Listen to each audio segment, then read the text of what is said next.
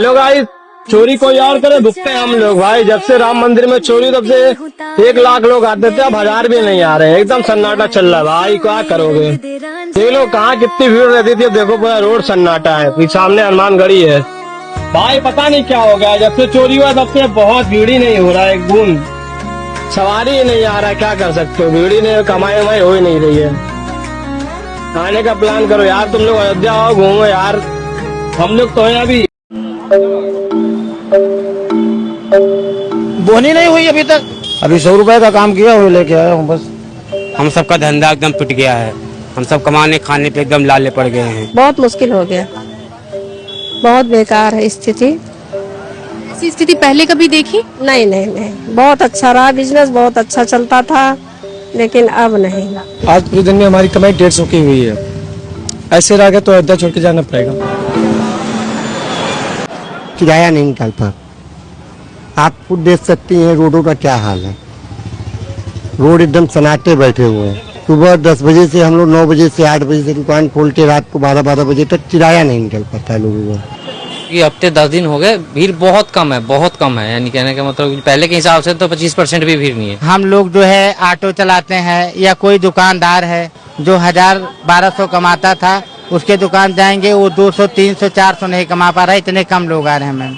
Business बहुत बेकार हो गया, हम लोगों का खर्चा नहीं निकल पा रहा है।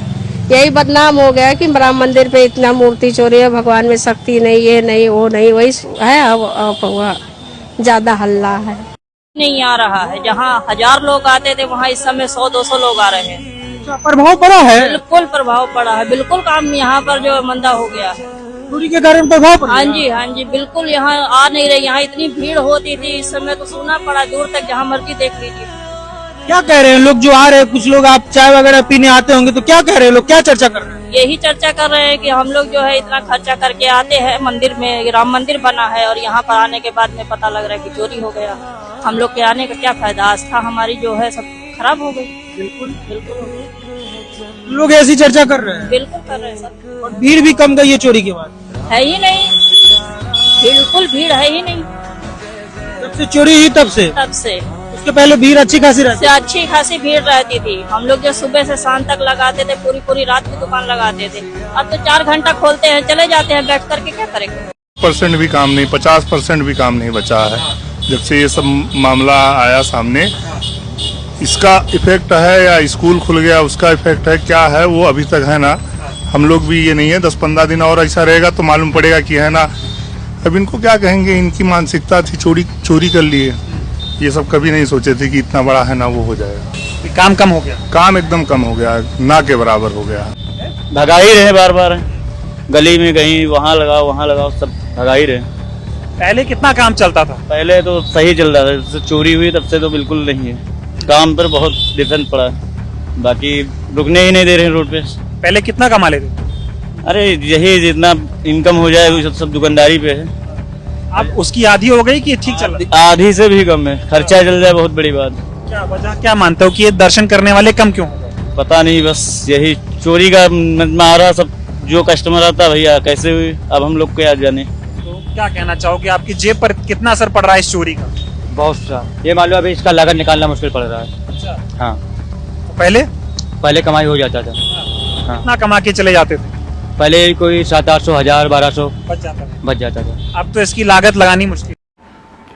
दोस्तों नमस्कार, आपको मेरे चैनल पीके बिहारी मन की बात में स्वागत है। दोस्तों हम बात करना चाह रहे हैं कि अयोध्या में जो रामलला के मंदिर में जो रुपयों की चोरी हुआ है, सोना की चोरी हुआ है, चांदी की चोरी हुआ है, एक तो जो हुआ वो बहुत बड़ा गलत हुआ, क्योंकि भारतीय लोगों में धर्म के प्रति बहुत ही आस्था रहता है, और वो भी मर्यादा पुरुषोत्तम राम की जीवनी हर व्यक्ति वो चाहता है कि उनकी थोड़ी बहुत जो गुण है राम श्री राम की मेरे ऊपर आए, क्योंकि वह राम जो है ना वह समाज को एक अलग पहचान दिए है।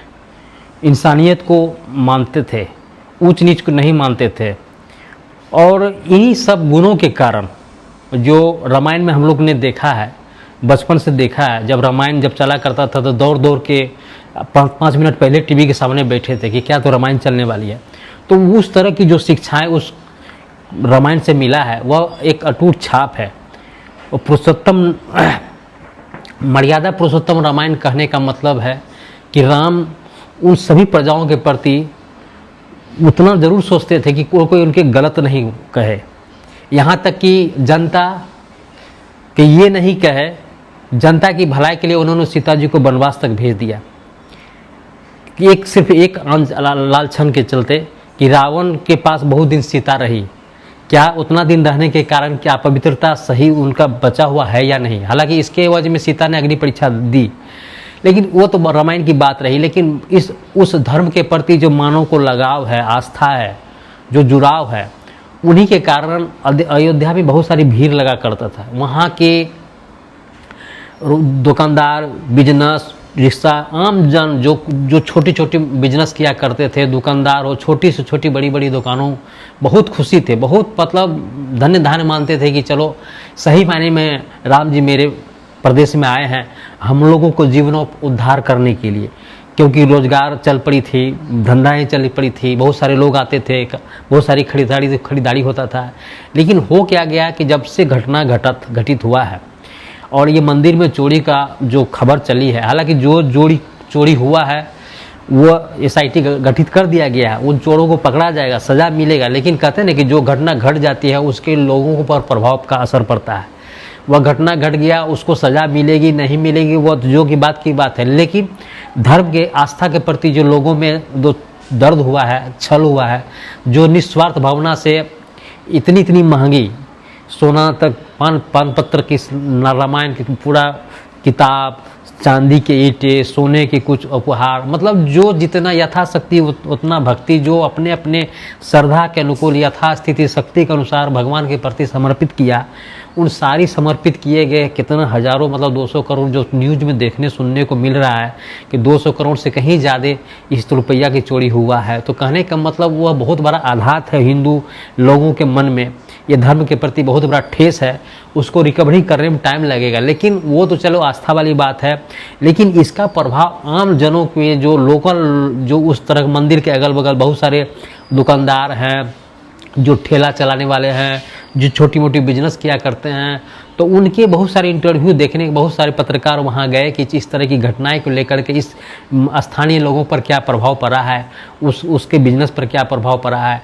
तो बहुत सारे ऐसे वीडियो देखने को मिल रहे हैं कि मतलब अपना वो बेचारा कहता है कि जो हम दिन में 1000-2000 तक कमा लिया करते थे, अब आज बोहनी तक नहीं होता है। कोई दुकानदार करता था कि हमें फुर्सत नहीं रहता था, ठीक है, कि किस तरह बिक्री करे, वहाँ मतलब बहुत सारा आदमी रखना पड़ता था, लेकिन आज अकेला दुकान में पड़ा रहता है। यहाँ तक कि कहता है कि दुकान का भाड़ा जो पैसा निकलेगा वो भी नहीं निकल पा रहा। तो कहीं ना कहीं इस चीज़ को लेकर के भीड़ में कमी आई है, जो ऐसा नहीं होना चाहिए था। देखिए, करने वाला कोई भी घटना का प्रभाव तो पड़ता है। वह प्रभाव जब मान लीजिए जिस समय उत्तर प्रदेश था, अयोध्या मंदिर नहीं बनी हुई थी, तो लोगों के प्रति आस्था था धर्म, लेकिन उस तरह जो बड़ी भव्यता मंदिर हुआ, एक इस तरह उसको बनाया गया कि केवल पर्यटन के रूप में उसको उत्तर प्रदेश की सरकार ने भी इस चीज़ को सुनियोजित करने की कोशिश करी कि केवल देश के लोगों ही नहीं, यहाँ तक कि विदेशों के लोगों का भी आगमन हो। राम के प्रति जो देखते हैं, जानते हैं, सुनते हैं, तो उनकी आत्मसात करने के लिए, रामलला की भेंट करने के लिए आते हैं लोग। तो वही मतलब श्रद्धा से वशीभूत होकर के कि राम भगवान मेरे ऊपर कुछ कृपा बनाए रखें, मेरे ऊपर कुछ ध्यान करें, मेरी मनोकामनाएं पूरी करें, उन श्रद्धा से जुड़े हुए जो भी यथाशक्ति कुछ दान करने की पद्धति हम हिंदू धर्म में होता है।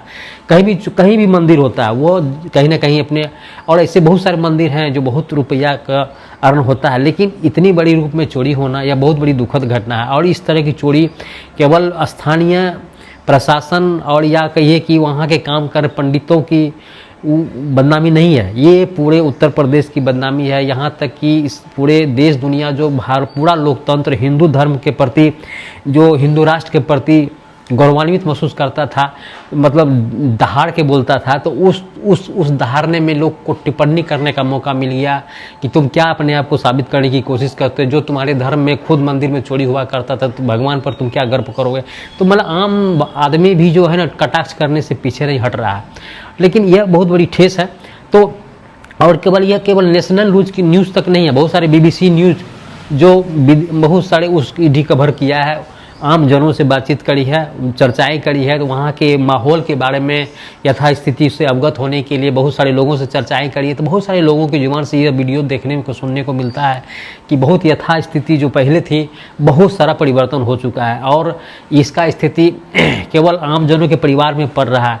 लोग यहाँ कहते हैं कि कैसे के बच्चे का भरण पोषण करेंगे, यहाँ कैसे रहेंगे, बड़ा मुश्किल हो गया है। तो इन सब चीज़ को उसी तरह धर्म में पुनरावृत्ति आवे, जो जितने SIT गठित हुआ है उन गुनहकारों को, वो चोरी करने वाले को, जितने भी बड़ा आदमी हो उसको सख्त सज़ा होनी चाहिए। और इसीलिए मैंने पहले कभी इस वीडियो में कहा है कि देखिए, कभी भी किसी भी तरह का गुनाहगार हो, चाहे वो चोरी का मामला हो, बलात्कारी का मामला हो, या डकैती का हो, या किसी भी साइबर क्राइम का हो, कानून को इतना सख्त होना चाहिए कि लोगों को 100 बार सोचना पड़े कि काश अगर हम पकड़ा जाएंगे तो मेरे जीवन का वहीं ख़त्म हो जाएगा। क्योंकि दूसरा जन्म इस जन्म में ही, चूँकि दिल दिमाग में ये बैठा रहता है कि भारत का कानून बहुत लचीला है, बेल हो जाएगा, पैसा कौड़ी दे के हम बच जाएंगे। लेकिन कहने का मतलब करोड़ों रुपया चोरी कर लेगा लेकिन कुछ पैसा दे करके बेल करा लेंगे। तो वह जानता है कि मतलब बिजनेस है, एक तरह से धंधा बना लिया है। और केवल मंदिर से की बात नहीं कर रहे हैं, कहीं भी किसी तरह का गुनाह करने या गलत करने में थोड़ा सा भी उसको डर महसूस नहीं होता। वो जानता है कि कानून बड़ा लचीलापन है। लेकिन यही हम कहना चाह रहे हैं कि इसी के संदर्भ में यही एक अच्छा मौका है सरकार को कि इतनी सख्ती कानून को बनाए ताकि किसी भी गलत करने वाला जो भी गुनाहगार होता है, ये साबित होता है तो उसको बहुत से बड़ी सज़ा होना था। और वह एकदम लिमिट टाइम में होना चाहिए, ताकि ये दुनिया को संदेश जाना चाहिए कि चोरी करना, बलात्कारी करना, गुंडाई करना, साइबर क्राइम करना जीवन से हाथ धोने के बराबर है। ये जीवन मेरा ख़त्म हो जाएगा, तो वो लाख बार सोचे इसको, कोई भी चीज़ को गलत करने के बारे में। तो क्योंकि ये किसी व्यक्ति पर्टिकुलर, किसी खास व्यक्ति से रिलेटेड नहीं है, उसका अपना अधिकार नहीं है। और खासकर इस चीज़ को धर्म के प्रति अगर मान लीजिए कोई ठेकेदार अपने आप को समझता है, मसीहा समझता है कि हम ही इसका सब कुछ हैं, तो यह जरूरी नहीं है। वो धर्म सबका धर्म एक आस्था का विषय है, उसके लोगों पर डिपेंड करता है वह किस रूप में मनाए, कहाँ से मनाए, किस तरह। और उसके साथ आघात हो जाना, मंदिर में चोरी हो जाना, यह कहीं ना कहीं बहुत बड़ा षड्यंत्र के तहत इस तरह का बात हुआ है। और इतनी बड़ी रुपया को चोरी करना, यह लगता है कि बड़ी बड़ी लोगों की हाथ है। क्योंकि जब लोगों का कहना है कि उतना बड़ा मंदिर में मोबाइल लेके आप नहीं जा सकते हो, इतनी सिक्योरिटी है, और छोटी मोटी चीज़ यानी बहुत सारे होता है, सर्कुलर है, नियम है, कंडीशन, टर्म एंड कंडीशन है, आप उसको फॉलो करके ही मंदिर में जा सकते हो। तो जब इतनी सारी कानून हो, इतना नियमावली हो, तो उन सारे नियमावली को ताक पर रख इतने बड़ी धन का राशि, उतना बड़ा सोना चांदी का ईंट, जो बहुत मतलब आस्था से प्रेरित होकर जो सोना, जो कोई भी भाई जो बिजनेसमैन दान किए हुए थे, सबका सब कुछ गायब होना कितना बड़ा आघात है। और यह देश दुनिया में इस तरह की खबरें सुन करके भारत में के प्रति जो आस्था, धर्म के प्रति, बाहर ऐसा नहीं कि केवल यहाँ के लोग ही इस धर्म के प्रति इंटरेस्टेड हैं, राम के प्रति समर्पित हैं।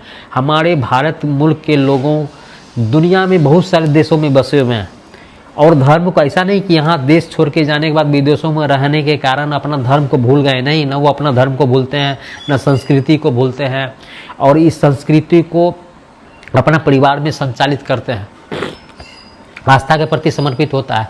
देखने जब छठ पूजा होता है तो देखते हैं ना कि हर देश विदेशों में मोबाइल में वीडियो सामने आता है कि ये अमेरिका का है, ये न्यूयॉर्क का है, कि जर्मनी। तो मतलब बहुत सारे इंडियन लोग हैं जो अपना धर्म के प्रति, आस्था के प्रति समर्पित है। तो लेकिन अगर इस तरह की लोगों में जो विश्वास धर्म के प्रति बंधा हुआ है, आस्था से जुड़ा हुआ है, अगर इसी घटना जो चोरी वाला बात लेकर के उसको कितना बड़ा धक्का लगा होगा, तो वो तो कभी ये सोचते होंगे ना कि चलो क्या कहा जाए, भारत में इस तरह की घटनाएं हो रहा है तो अच्छा है जो हम भारत छोड़ के बाहर पड़े हुए हैं।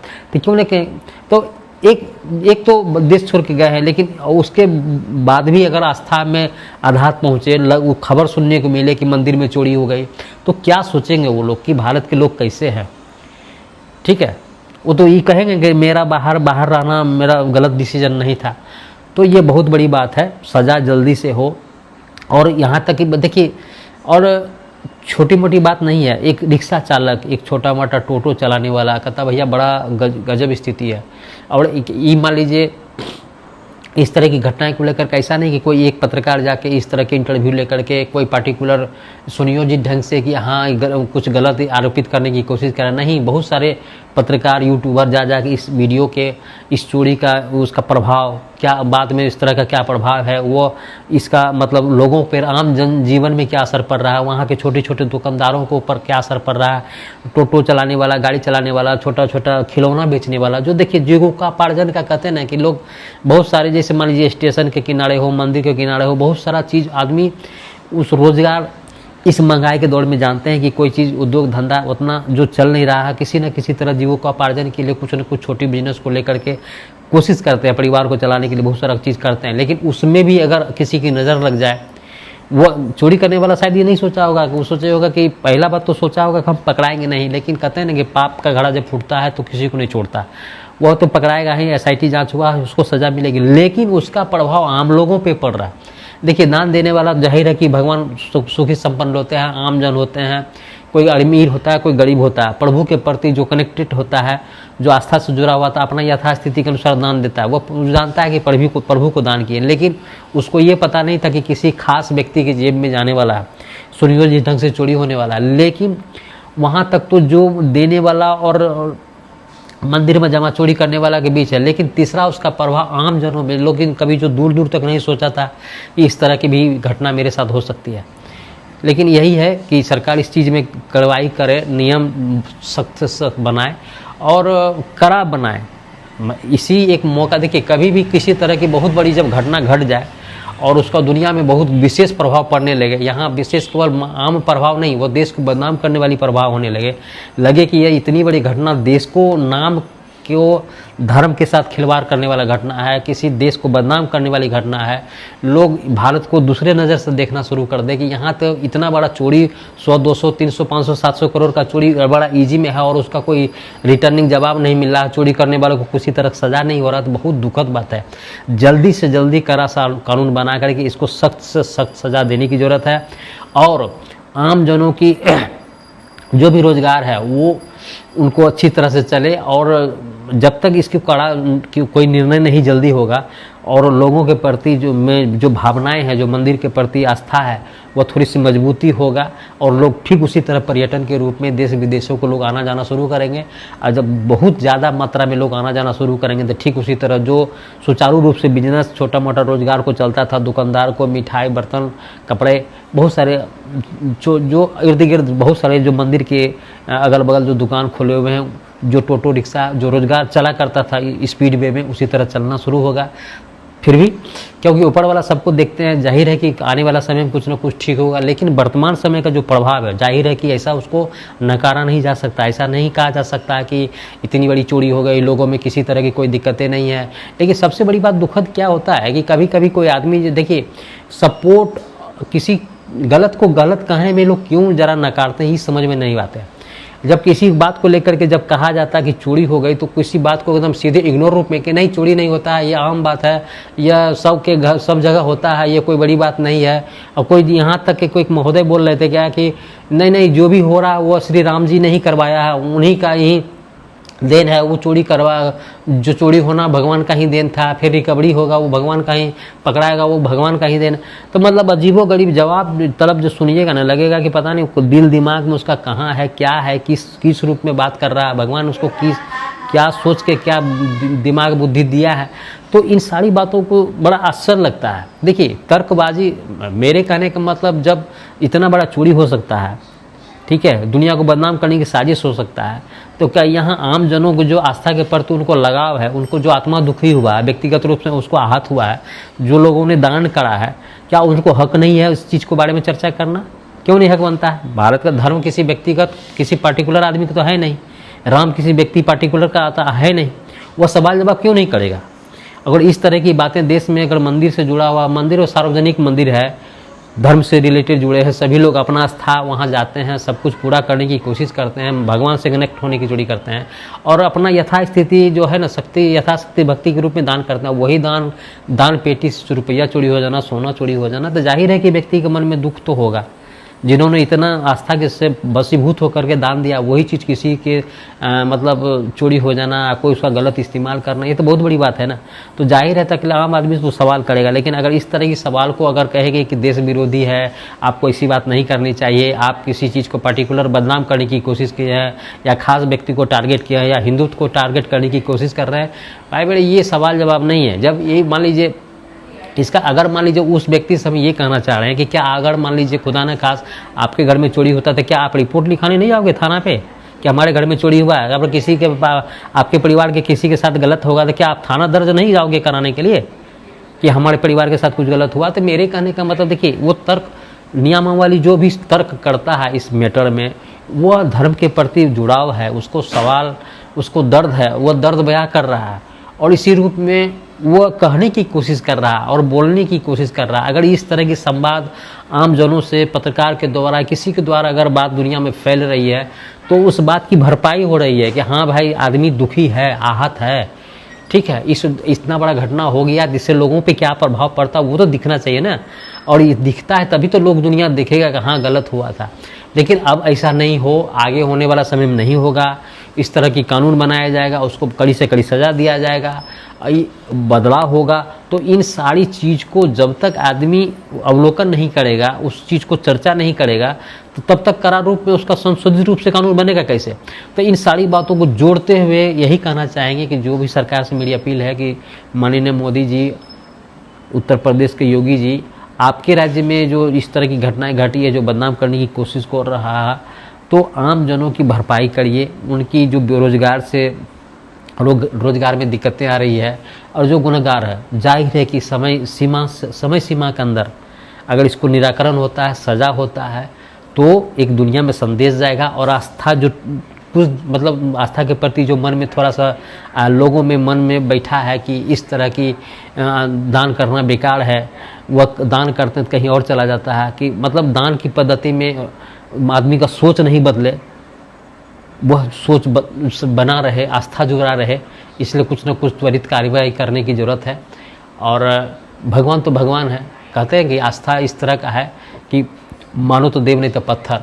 आदमी वहाँ जाने का मतलब ये देखिए, लोग यही कहता नहीं, देखिए जैसे हम आप आम आदमी चढ़ावा चढ़ाते हैं, लड्डू चढ़ाते हैं भगवान के ज़रूर आधा किलो, लेकिन वो प्रभु जी लेते नहीं हैं, तो वह परिवार के सदस्य ही लोग खाते हैं।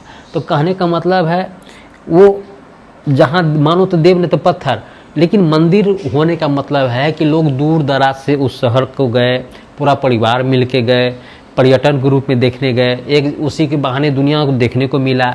वहाँ बहुत सारे लोग आए हुए होते हैं, देश विदेश के लोग आए होते रहते हैं, तो उस तरह की माहौल देखने को मिलता है। तो कहने का मतलब एक पर्यटन, आदमी को पर्यटन करना जरूरी है, घूमता है, तो यही रूप में एक दर्शन भी हो जाता है, प्रभु का दर्शन भी हो जाता है कि चलो ठीक है।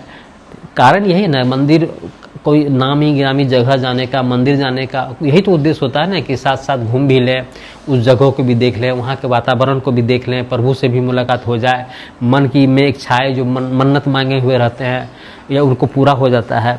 तो वो पूरा होने के बाद जो भगवान से वादा किए हुए रहते हैं तो उनको चढ़ावा चढ़ाने जाते हैं। जितना कबूलती होता है, जैसे ना ताकि भगवान ये कर देना, मैं आपसे वादा करता हूँ अगर ये मेरा काम पूरा हो जाएगा तो हम इतना चढ़ावा चढ़ाएंगे।